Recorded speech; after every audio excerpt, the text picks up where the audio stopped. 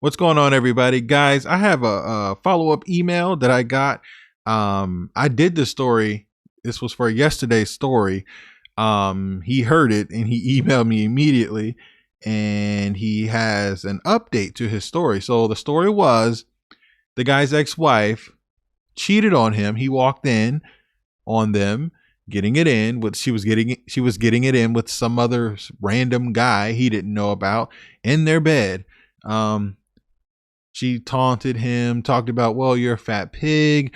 Who wants to lay with you? That's why I cheated, yada, yada.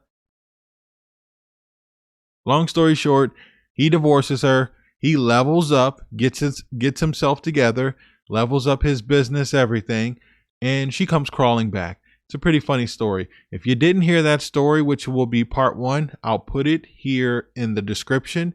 Once you, if you didn't hear it, go check it out. And then come back here and check out this part two or his update. But if you've already heard it, guys, this is part two to yesterday's story. I'll update that thumbnail and title where it says part one, so you guys will know. And this one will be part two. Let's get into it. All right, so part two is what I'm going to call it. Hello, True Story. I saw that you read my story and I greatly appreciate it, man. I have an update on my ex-wife crawling back, even after she fell down to the ground when trying to run. Yeah, that was pretty funny. Your laugh made me laugh listening to it. I thought you'd read that email back when I sent it, but it's all good. Hopefully you can update with this email as well. So after my tub of lard ex-wife, I'm just kidding, I'm not going to go there. I was a tub of lard myself. That was mean. Ever since my ex-wife took off in the parking lot that day, a week went by before I received an unknown text message that said, "Hey, I'm going to FaceTime you. Is that okay?" I didn't respond, only seen the notification display. The FaceTime call came in. I covered the camera and I answered. It was my ex-wife, all up in the screen, breathing heavily. Hey, it's me. I need to talk to you. Just hear me out. I sat the phone down and she was asking if I can get in the camera. She just needs to see me. I said, no, I'm busy. Say what you got to say, please. She proceeded to tell me how her and her family are all devastated that I divorced her. She says everyone is pushing her to get me back and do whatever to get me back. She was asking what she could do to win me back. I assured her there's absolutely nothing she could do to get me back. She begged me, please, there's got to be something. I thought about how she told me I was a pig and no woman wanted to be with me because I gained too much weight. I said to her, okay, there's something you can do. Lose 100 pounds and I'll consider it. She turned red, stared at the screen for a bit, and said, F you. You have no idea what I'm going through. I'm big boned and have always been a little thick. When you met me, I was thick. Now I'm too fat because you think you look like a Greek god. I'm sorry I contacted you. This was a waste of time.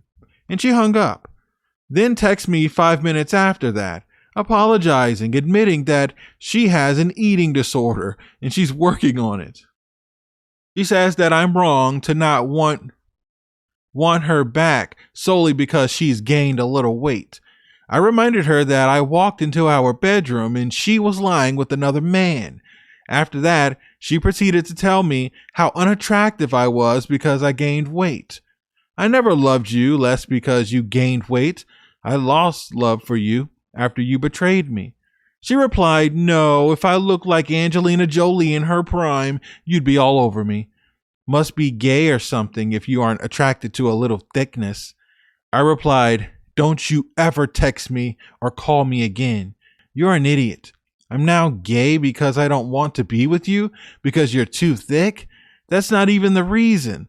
Why I don't want to be with you is you were my wife and you slept with another man. Are you crazy? Stop texting and calling me from unknown numbers. Then I blocked her. I saved the number as Piggy, Miss Piggy, and I blocked it. I'm kind of new to iPhone. That was the only way for me to block the number. I couldn't just block an unknown number for whatever reason. I don't really get it.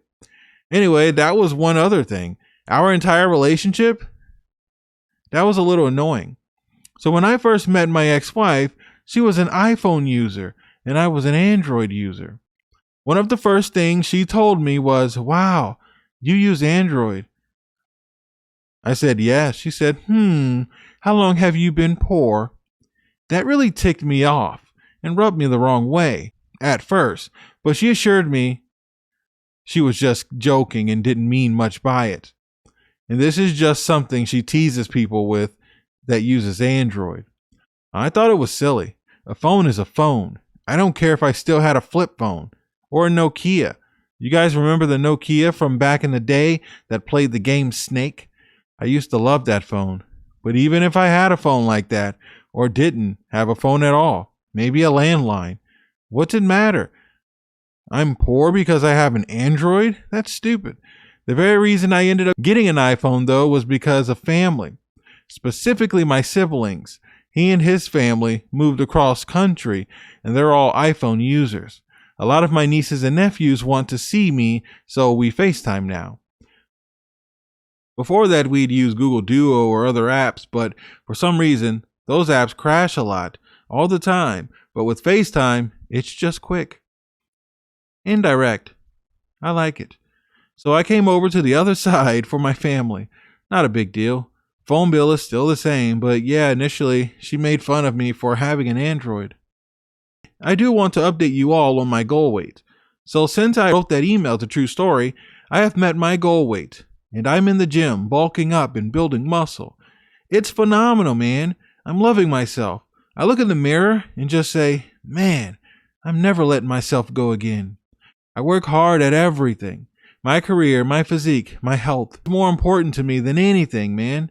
I'm not seeking another wife or even a girlfriend. I just do me. Yeah, I get hit on by women all the time, especially at the gym. And yes, I go out, and yes, I still indulge, but serious relationships? Not for me, man. At least not right now. Maybe that'll change. Maybe I'll get lonely. I don't know. But right now, I'm having a great time enjoying life.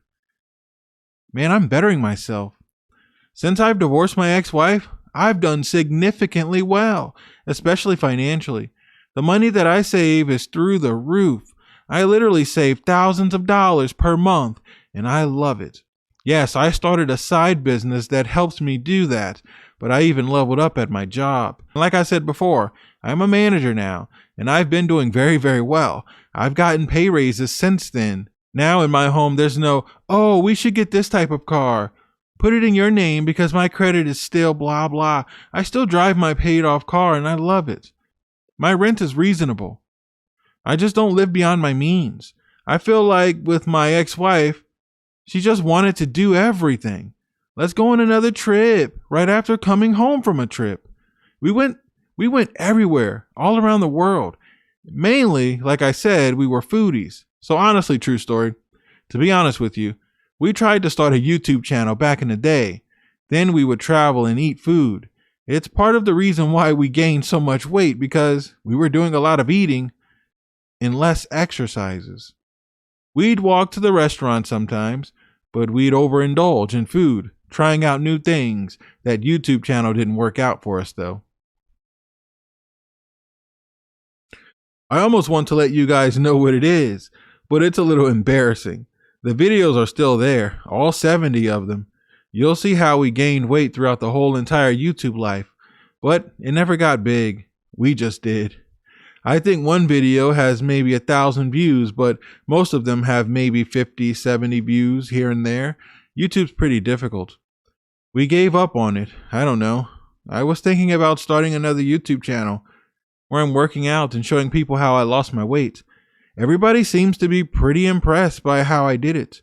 Maybe I can motivate somebody out there.